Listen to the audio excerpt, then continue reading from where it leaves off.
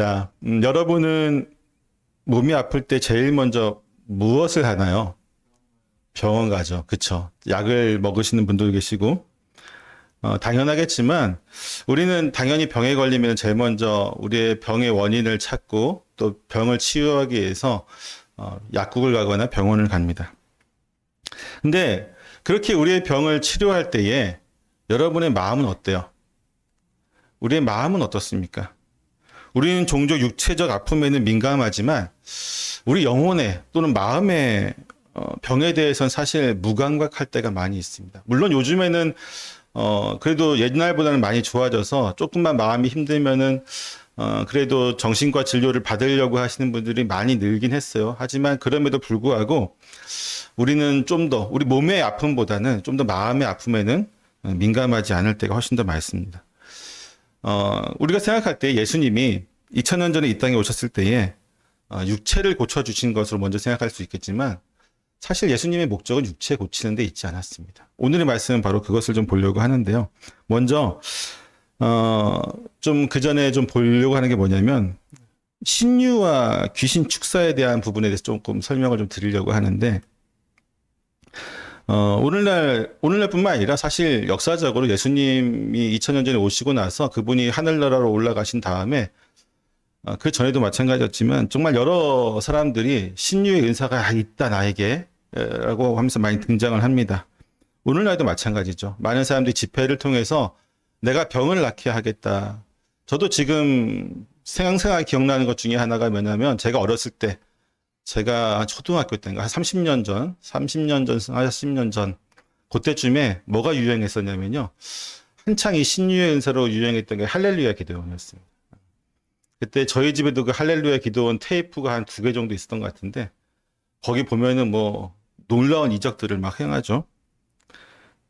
물론 나중에 다 거짓말로 밝혀지긴 했지만 그만큼 사람들이 거기 가서 열광했던 기억이 저에게 생생하게 남아 있습니다. 하지만 이러한 집회가 성경적인 근거 위에 있지는 않습니다. 초대교회 교부들은 신유의 은사가 사도시대의 복음을 확장하기 위해서 주어진 특별한 은사였다라고 이야기를 해요. 예를 들어서 오리겐 같은 경우는 기적과 신유를 통해서 하나님의 나라가 증거될 수는 있으나 사도시대 이후에 점차 줄어들었다고 보고 있습니다.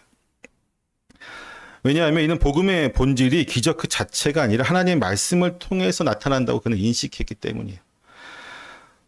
교부들은 기적이 초기 교회에서 중요한 역할을 했지만 성경이 완성된 이후에는 더 이상 지속될 필요가 없다고 생각하였습니다. 그리고 이러한 견해를 그대로 종교개혁자들이 받았어요. 루터 같은 경우는 신유의 은사를 오늘날에도 사용할 수 있다고 주장하지 않았습니다. 마찬가지로 그는 복음의 본질이 기적이 있는 것이 아니라 죄로부터의 구원에 있다. 그것이 복음의 본질이다라고 이야기하면서 참된 기적은 뭐냐면 죄인이 회개하고 구원받는 것이다. 그러니까 병을 낫고 이런 게 기적이 아니라 참된 기적은 죄인이 어떻게 하면 죄를 용서받아요? 회개하는 거잖아요. 죄인이 회개할 수 있는 것이 기적이다. 그것을 이렇게 얘기를 하죠. 칼빈 같은 경우도 마찬가지입니다. 사도시대 일시적인 현상으로 이야기를 하고요. 그는 기독교 강요에서 뭐라고 얘기하냐면 기적은 복음 전파와 초대교회 확립을 위해 주어진 도구였다라고 이야기를 합니다. 성경이 완성된 이후에는 그러한 은사가 필요하지 않다고 이야기하고요. 오히려 기적을 추구하는 것은 미혹의 위험에 노출되어 있는 것으로 이야기를 합니다. 참된 신앙은 말씀과 성령의 내적 사역으로 충분하다라고 이야기를 하는 것이죠. 그러니까 예수님과 사도들의 신유와 기적은 오늘 말씀에서 예수님의 기적에 대해서 병고침에 대해서 이야기를 하겠지만 이러한 것들은 단지 사람들의 관심을 끌기 위한 것이 아니었습니다. 예수님의 기적은요, 하나님 나라가 임재했다는 증거였어요. 지난주에 하나님 나라 임재에 대해 설명했죠. 그 증거 중에 하나가 바로 병고침이었습니다. 또한 복음을 확증하기 위한 도구로 사용되었죠. 사도행전 2장 43절에 보면 사도들로 말미암아 기사와 표적이 많이 나타나니라고 기록하고 있거든요. 기적이 사도시대의 복음 확장에 중요한 역할을 했습니다. 그러나 이러한 은사는요, 사도시대가 끝남과 함께 점차 사라졌다 혹은 없어졌다라고 이제 이야기를 하고 있는데 그럼에도 불구하고 오늘날에도 신유의 은사가 있다라고 하시는 분들이 정말 많이, 특히나 우리나라는 더 많이 등장을 합니다. 오늘날 신유와 귀신 축사를 중심으로 한 집회들은요, 복음의 본질을 왜곡하고 신비주의와 기복주의 신앙으로 치우치는 경향을 또는 그렇게 만들어 가고 있죠. 이러한 집회들은 병고침이나 문제 해결을 강조하면서 사람들의 주목을 끌죠. 일시적으로 끌 수는 있습니다. 또한 사람들이 그런 거 보면 기적을 보면 어떻게 돼요? 막 흥분하게 돼요. 흥분해서 그것에 내가 동참하길 원하고 또 그 가운데 있는 그 기적이 나에게도 이루어지기를 원하죠. 하지만 이런 것들은 여러 가지 문제들을 초래합니다. 첫 번째는 질병과 고난의 원인을 매우 단순화할 수 있는 위험이 있습니다. 특히 이제 신사도 운동이나 베레아 운동 같은 단체들은요, 모든 질병과 고난의 원인을 뭐라고 얘기해요? 귀신이라고 얘기하죠. 악한 영에 의해서 이제 이루어진다라고 돌리고 있습니다. 뭐 가난한 영, 음란의 영, 질병의 영 같은 용어들을 사용하면서 개인의 책임이나 물리적, 정신적 원인을 다 무시하고 모든 것들이 다 귀신에 의해서. 저도 지금 기억나는 것 중에 하나 뭐냐면은 또 한동안 저희가 초등학교 때 국민학교죠, 저는 그때 이제 또 열심히 부흥 집회하고 다녔었는데 그 사람의 테이프가 또 저희 집에 있었습니다. 그래서 저도 어린 나이에 이게 뭐지 하고 틀었는데 막 이제 귀신 나가라고 이야기하면서 마지막에 이제 안경 쓴 사람은 다 내 눈을 보라는 거예요. 막이 나가라, 귀신 나가라 이러면 다 귀신 나간다고 안경 쓴 사람. 저 안경 쓰고 있잖아요. 하여튼 뭐 다 안경 귀신 나가라, 감기 귀신 나가라 막 이러면서 다 이제 귀신의 영으로 이제 얘기를 하죠. 이렇게 되면 뭐가 문제일까요? 가장 성경적으로는 귀신은 존재하지 않습니다, 여러분. 우리가 성경에 나오는 귀신은 전부 다 뭐예요? 사탄의 종들이죠. 네. 인간의 영은 성경에 기록된 대로 보면 인간의 영은 죽으면 어떻게 됩니까? 예, 천국과 지옥이에요. 이 땅에 남아서 귀신이 될 수가 없습니다. 무조건 천국과 지옥 둘 중에 하나예요.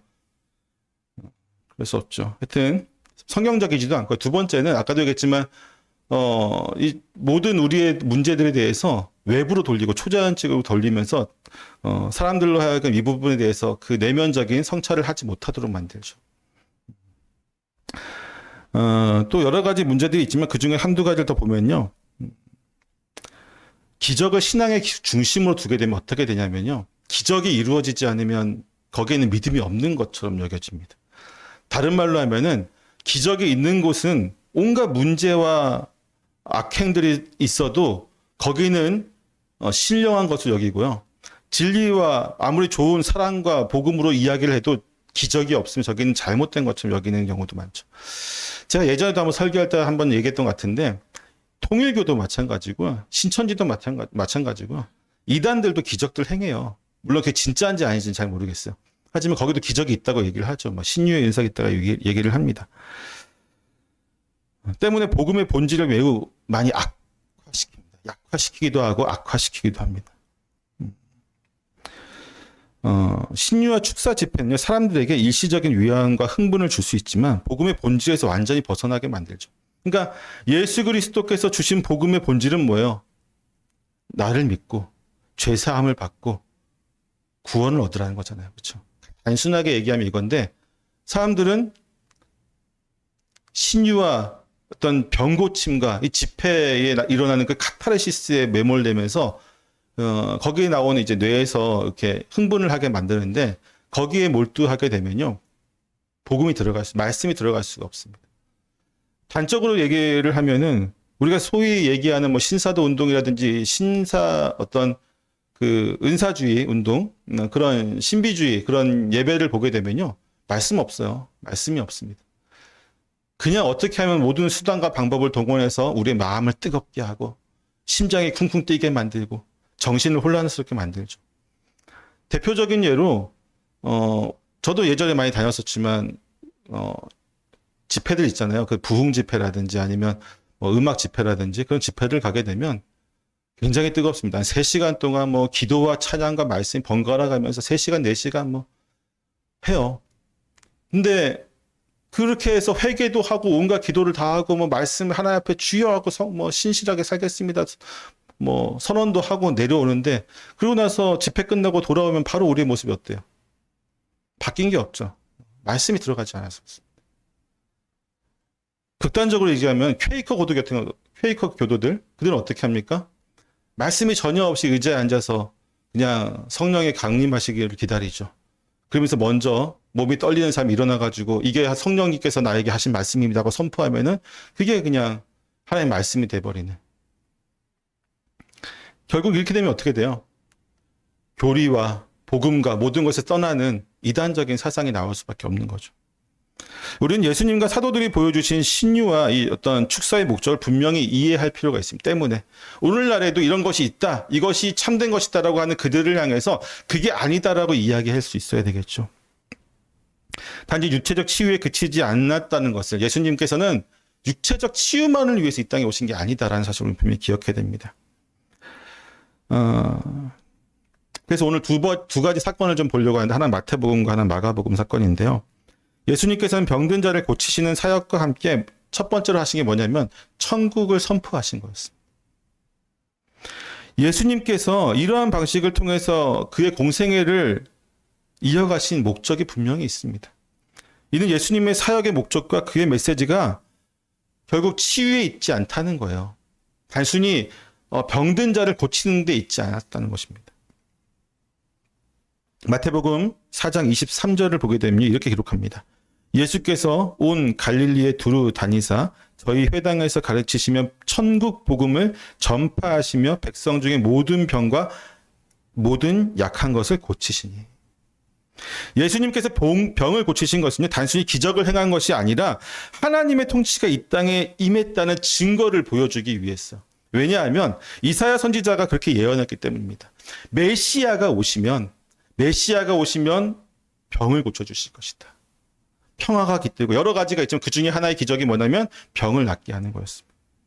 병든 자의 치유는요, 결국 이스라엘 민족들에게 어떤 것을 자연스럽게 떠올리게 하냐면, 저분이 누구다? 메시아다라고 하는 사실을 그들에게 은연중에, 예수님께서 내가 너희들이 기다렸던 그 메시아다라고 이야기하지 않았죠. 처음에는. 그렇죠. 나중에선 얘기했지만 거의 마지막에, 그 전에는 이야기하지 않았음에도 불구하고 백성들이 은연중에 저분이 바로 구약에서 예언되었던, 우리가 그렇게 몇백 년 동안 기다렸던 바로 그 메시아다라고 하는 사실들을, 병을 고치는 그 사실을 통해서 그들에게 알리셨던 겁니다. 때문에 그 기적들을 가장 눈앞에서 봤던 제자들은 예수님을 어떻게 고백했습니까? 이사야라고 했어요? 예레미야라고 했습니까? 아니죠. 주는 그리스도시요 살아계신 하나님의 아들이십니다라고 고백할 수 있었던 이유가 바로 그 놀라운 기적을, 이사야가 예언했던 그 놀라운 기적을 눈앞에서 그들이 보고 바로 그분의 말씀을 들었기 때문에 그들이 그러한 고백을 할 수 있었던 거죠. 일단 두 번째로 예수님의 사역은요, 그분의 사랑을, 그분의 자비로운 성품을 나타내는 것이었습니다. 마태복음 8장 16절에서 예수님께서는 많은 병자와 귀신 들린 자들을 고치시면서 그들의 고통을 덜어주셨습니다. 그리고 나서 이사야 53장 4절의 예언을 성취하십니다. 거기에 뭐라고 나왔냐면요, 우리의 연약함을 친히 담당하시고 병을 짊어지셨도다. 여러분, 그 예수님이 우리에 대한 사랑을 항상 이야기할 때에 제일 먼저 이야기하는 것은 병든 자가 왔을 때에 그 병든 자를 향한 예수님의 안타까운 마음이 복음서에 구구절절히 나옵니다. 그러니까 단순히 병든 자가 왔구나, 내가 나의 능력으로 너를 고쳐주겠다. 요즘 이제 소위 얘기하는 이제 그런 신유의 능력자들은 그렇게 하잖아요, 그렇죠? 능력 받아라 하면서 막 하죠, 여러 가지. 근데 예수님 그렇게 안 하셨어요. 가장 먼저 그의 아픔을 보셨습니다. 불쌍히 여기셨습니다. 그를 불쌍히 여기셨다는 표현들이 정말 많이 나오는데, 복음서에는 예수님은 병자가 왔을 때에 그가 아파하는 단순히 육체적인 고통이 아니죠. 그가 내면에 그동안 겪었을 모든 것들을 다 아시면서 아파하시고 그를 사랑으로 감싸주시면서 그에게 병 고침은 단순히 육체적인 나음이 아니라 그의 마음을 회복시키는 그의 사랑의 치유였던 것이죠. 그들의 고통 속에서 함께 하시면서 그들의 육체가 정말로 온전하게 됨을 통해서 그들의 영혼까지도 온전하게 되기를 원하셨던 것이 바로 예수님이었습니다. 결국 뭐라고 얘기할까요? 예수님의 이 치유 사역은요, 예수님께서 우리의 마음까지도 다 보살피시는 참된 인류의 구원자이심을 보여주는 것이죠. 세 번째, 예수님께서 병자를 고치신 것은 궁극적으로는요, 죄를 사해 주시기 위해서였습니다. 그분이 이렇게 얘기하십니다. 내가 나에게 죄를 사하는 권세가 있다. 마가복음 2장에서 보면요, 중풍병자를 고칠 때 예수님께서 먼저 작은 자야 내 죄 사함을 받았느냐라고 선언하십니다. 이 사건은 예수님께서 육체적인 문제보다 더 깊은 영적 문제에 초점을 맞추셨음을 보여주고 있죠. 여러분, 중풍병자의 치유는요, 예수님께서 단지 병자를 고치시는 치유자가 아니라 영혼의 우리의 모든 죄까지도 사해 주시는 구세주임을 분명히 이야기합니다. 그때 사람들이 뭐라고 얘기합니까? 하나님만이 죄를 구원할 수 있는데 어찌 저가 구원할 수 있느냐라고 얘기하잖아요. 하지만 예수님께서 분명히 얘기하십니다. 내가 이 땅에서 죄를 사해 줄 수 있는 능력이 있음을 보여주기 위해서 내가 기적을 행한다.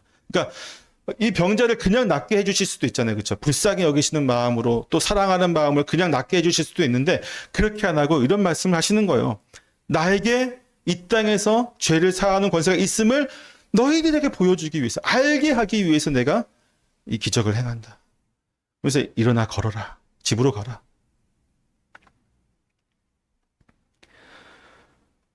예수님께서는 정말 수많은 병자들과 귀신 들린 자들을 고치셨어요.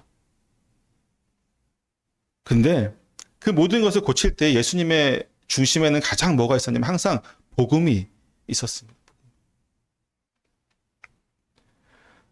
항상 중심에 그 복음이 있었기 때문에 때론 누군가에게는 내가 고침받은 것을 사람들에게 이야기하지 말아라 라고 얘기하시고, 또 누군가에게는 가서 알려라. 다 이유가 뭘까요? 복음, 예수님의 공생의 사역을 완성하기 위한, 그분이 이 땅에 오셔서 내가 바로 하나님이시고 너희들의 죄를 사하는 자이고 나를 통해서 구원이 이루어진다는 사실을 온전히 이루고 알리기 위해서 정말 그분의 모든 사역은 그렇게 이루어졌던 것이죠. 때문에 우리가 생각하기에 단순하게 병을 고쳤으면은 알리는 게 더 중요할 수 있잖아요. 그렇죠? 하지만 예수님께서는 그렇게 하지 않으셨어요. 그분은 우리의 연약함을 친히 담당하시는 분이시고, 우리의 병을, 우리가 여기서 얘기하는 병은 단순히 육체적인 병을 이야기하는 것이 아니에요. 우리의 마음과 영혼과 우리가 삶에 짊어지고 있는 모든 것을 다 이야기하는 그러한 것을 다 짊어지시는 분이시죠. 그것을 단적으로 보여준 게 바로 이 치유예요. 사람들이 예수님을 보면서 모여들었을 때, 가장 많이 모여들었을 때 사람들은 기본적으로 1차적으로는 병을 치유받기 위해서, 말씀을 듣기 위해서 모인 사람도 있었겠지만 제일 가장 첫 번째 이유는 자신의 병을 고치기 위해서 많은 사람들이 모였습니다. 그러니까 천국 복음을 선언했을 때에 사람들이 그것이 허황된 복음이 아니다, 저것이 가짜가 아니다라고 그들이 인식했던 가장 큰 이유 중에 하나는 그 가운데 기적이 있었기 때문이었어요.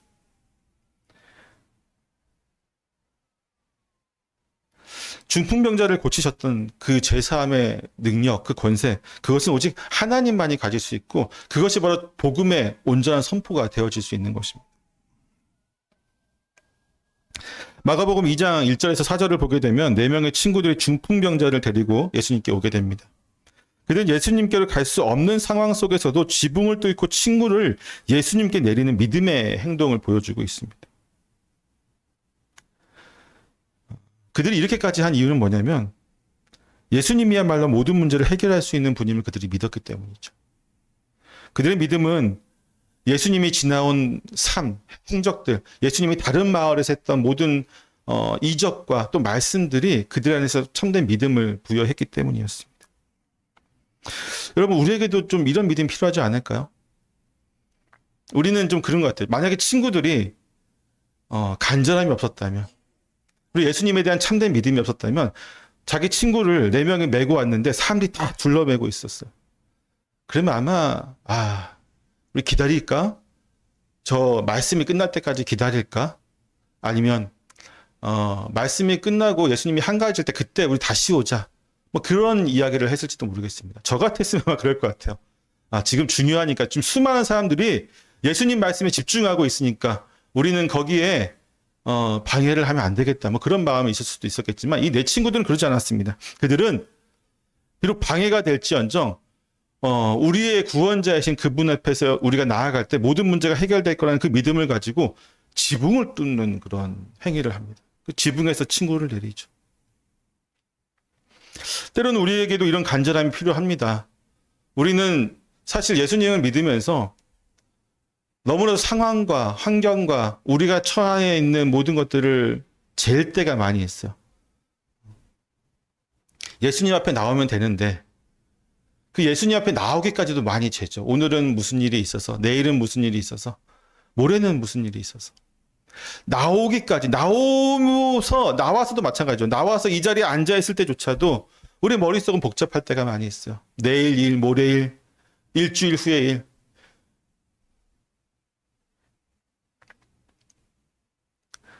그분은 여러분을 부르실 때에 여러분의 모든 것을 치유하여 주시기 위해서 부르신 거예요. 여러분이 지금 이 자리에 앉아있는 이유는요. 내가 예배를 드려야지, 하나님께 내가 예배를 드려야지가 아니에요. 사실은 더 정확히 얘기하자면 하나님께서 여러분을 부르신 것이고 하나님이 여러분을 부르신 참된 이유는 여러분을 치유해 주시기 위해서입니다. 어떤 분들 이렇게 얘기하시는 분들도 있습니다. 나는 치유받을 게 없습니다. 나는 몸도 건강하고 영혼도 건강하고 정신도 건강합니다. 정말 그럴까요? 하나님 앞에서 우리는 연약하고 하나님 앞에서 우리는 항상 죄인일 수밖에 없습니다. 우리의 영혼이 아무리 우리 안에서 주의 말씀에 따라서 밝게 빛나고 있다고 할지라도 그 빛은 참된 빛이 될 수 없습니다. 우리의 죄와 연결된 육체는 항상 우리로 하여금 하나님 앞에서 부끄럽게 만들기 때문이죠. 중풍병자에게 가장 간절한 것은 무엇이었을까요? 가장 간절한 것. 병이 낫는 거잖아요. 그렇죠? 만약에 예수님께서 그 병자에게, 중풍병자에게 내 죄 사했다. 그리고 돌아가라 했으면, 그냥 돌아가라 했으면 이 중풍병자는 어땠을까요? 어땠을 것 같아요? 뭐야, 사기꾼이네. 그렇죠? 내가 너의 죄를 사해줬다. 넌 이제 죄가 없으니까 천국 갈 수 있어. 그러니까 그냥 돌아가. 라고 했으면 그 중풍병자는 아마 예수님을 원망했을지도 모르겠습니다. 하지만 예수님은 그렇게 하지 않으셨죠. 죄를 사해준다고 말씀하시면서 바로 뭐 했어요? 치료하셨습니다. 그의 병을 낫게 하셨죠. 우리가 믿음 생활할 때도 마찬가지입니다. 우리가 하나님을 믿을 때에 우리는 가장 먼저 어떤 회개도 하게 되고 여러 가지를 하게 되지만 우리 안에 있는 어떤 마음의 치유가 없으면요. 참된 그리스도인으로서 살아가기가 참 부족한 부분들이 있습니다. 무슨 얘기냐면 우리가 예수님을 믿고 그분의 말씀 가운데 나아갈 때 우리가 말씀으로는 충분히 이해하겠어요. 복음을 전도 듣고 복음 말씀 통해서 예수님을 믿으면 우리의 죄가 사해지고 우리가 그분의 보혈을 통해서 우리의 죄가 사해지고 우리가 회개를 하면 우리가 천국 갈 수 있구나. 우리가 구원받는구나.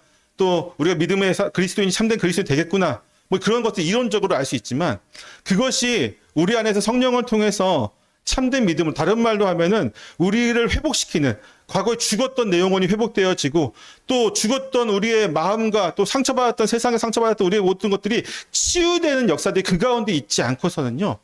우리는 예수님을 온전하게 믿지 못하죠.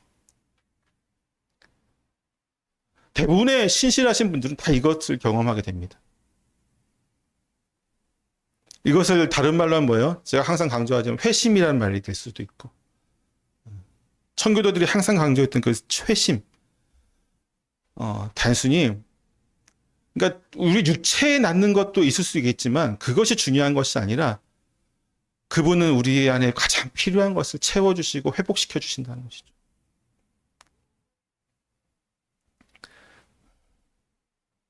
오늘날에도 기도하면 병이 나을까요? 낫지 않을까요? 왜 그렇죠? 신유의 은사가 있어서? 아니죠. 아까 우리가 야고보서 말씀을 읽었지만 기도를 통해서, 의인의 기도는 누가 의인이에요? 예? 믿는 사람이 의인이죠. 우리가 다 의인입니다. 그렇죠? 왜 그래요? 하나님께서 우리를 의롭다고 칭하여 주셨기 때문에 우리가 의인이죠. 그래서 믿는 자의 기도는, 의인의 기도는 역사하는 힘이 크다라고 이야기를 하고 있죠. 물론 병이 낫지 않을 때도 많이 있습니다. 저도 이제 뭐 가끔 그럴 때 있어요. 좀 간절하게 병이 낫기를 기도했는데 나은 적이 있죠. 모르겠어요. 제 기도 때문에 나은 건지 나을 때가 돼서 나은 건지 모르겠는데 전에 있던 교회에서 몇몇 분들이 목사님 기도 때문에 나았다고 오셨어요. 저는 안 믿었어요. 안 믿는데 지금도 안 믿어요. 저 사람들이 나한테 아부하나 이렇게 생각하는데 아무튼 그렇게 이제 지금도 저는 뭐 기도하는 가운데 하나님이 우리의 기도 가운데 필요할 때는 역사하신다고 믿습니다. 제가 아는 목사님, 미국에서 목회를 하신 목사님이 있는데 그분이 예전에 한 20년 전인데 제가 신학생 때 저한테 해주신 얘기인데 그분이 미국에서 7년 동안 목회하시고 한국에 잠깐 들어오셔서 교수 생활 하실 때 해주셨던 얘기입니다. 뭐라고 하셨냐면은 본인은 교회에서 의료보험이 나오기 때문에 그 네 가족인데 한 300만 원인가 뭐 200만 원인가 매달 그 정도 낸다고 해요. 미국에서 의료보험이. 근데 성도들 중에 대부분 한 80% 이상이 보험이 없다는 거예요. 미국은 그렇죠. 미국은 보험료가 너무 비싸니까 우리는 뭐 다 보험이 있지만 보험이 없으니까 대부분 아프면 어떻게 할까요? 아프면 그냥 병원을 못 가요. 특히나 이제 작은 병들은 그냥 약국 가서 약을 사서 먹거나 하지만 큰 병에 걸리면요. 방법이 없어요. 정말. 그러면 어떻게 될까요? 목사님이 그래서 자기는 그 성도들 아프다 그러면 정말 의료보험이 없으니까 간절하게 기도할 수밖에 없었다 하면서 자신의 어떤 신앙 고백 같은 걸 하는데 그러면 나았다는 거예요. 다는 아니지만 모르겠어요. 그게 진짜인지 아닌지 모르겠지만 하여튼 성경에 나왔으니까 믿음의 기도는 역사하는 힘이 크다. 의인의 기도는 역사하는 힘이 크다고 나왔으니까 그렇죠. 우린 그걸 믿으면 되겠죠. 하지만 다시 한번 얘기하면 신유의 은사는 없다라는 것은 분명히 기억하셔야 됩니다. 예수님께서 병자들을 치유하신 사역은요. 다시 한번 정리를 하자면 그분이 이 땅 위에 메시아로 오셨다는 것. 다른 말로 하면은 천국이 이 땅 위에 임했다는 사실을 모든 이들에게 선포하기 위해서였습니다. 때문에 1차적인 이유가 이미 이루어졌기 때문에 병 고침의 어떤 치유의 은사가 더 이상 필요가 없는 것 한 가지는 없어졌죠. 두 번째는 이 병자를 치유함을 통해서 예수님의 사랑을 온전히 전하기 위해서였습니다. 예수님이 그들의 마음을 헤아리고 그들의 아픔을 헤아리면서 예수님께서는 단순히 육체를 치유해 주신 분이 아니라 전인, 우리의 몸과 마음과 영혼, 전인을 다 치유해 주시는 분이심을 나타내기 위해서였죠. 그건 지금도 마찬가지입니다. 지금도 마찬가지로 그분은 우리의 모든 것을 치유해 주십니다. 마지막으로 뭐라고 했어요? 죄를 사해 주시기 위해서.